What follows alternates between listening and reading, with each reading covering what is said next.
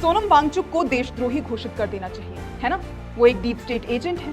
BJP और उसके IT cell और भक्त मंडली एक्स पर सोनम वांगचुक के खिलाफ अंट शंट पोस्ट कर रहे हैं। अगर थोड़ा सा वो और स्क्रॉल करते तो पता चलता कि 2019 से लद्दाख के लोग लगातार शांतिपूर्ण आंदोलन कर रहे हैं। लेकिन बीजेपी की सोच साफ है, अगर कोई प्रोटेस्ट करे तो वो या तो कांग्रेस की साजिश है या फिर डीप स्टेट एजेंट का काम है, जो भारत को नेपाल या बांग्लादेश जैसा बनाना चाहते हैं। लेकिन सच्चाई ये है कि सोनम वांगचुक कोई राजनीतिक नेता नहीं, बल्कि पर्यावरण कार्यकर्ता, शिक्षा सुधारक और रामन मैग्सेसे अवार्ड विनर हैं। इन्होंने ही लद्दाख में सेक्मोल और हिमालयन इंस्टीट्यूट ऑफ ऑल्टरनेटिव्स जैसे इंस्टीट्यूशंस की शुरुआत की थी, ताकि युवाओं को बेहतर शिक्षा और सस्टेनेबल फ्यूचर मिल सके।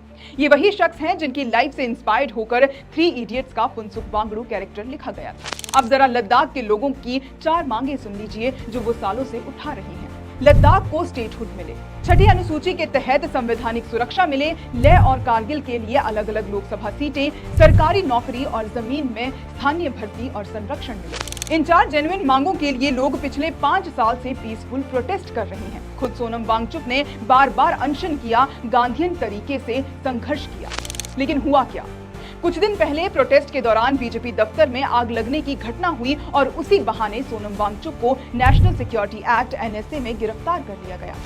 सोचिए, जो इंसान 5 साल से भूख हड़ताल कर सकता है, वो अगर वाकई हिंसा करना चाहता तो अब तक बहुत पहले कर चुका होता। लेकिन ये बीजेपी का नया पैटर्न है। सवाल उठाओ देशद्रोही, अधिकार मांगो आतंकवादी, लोकतंत्र बचाओ UAPA। आने वाले समय में आप देखना, सोनम वांगचुक पर भी UAPA लगाने से बीजेपी पीछे नहीं हटेगी। लद्दाख की आवाज दबाई जा रही है और सत्ता पक्ष उसे राष्ट्र विरोधी कहकर कुचलना चाहता है। लेकिन याद रखिए, लोकतंत्र में जनता की आवाज कभी पूरी तरह दबाई नहीं जा सकती।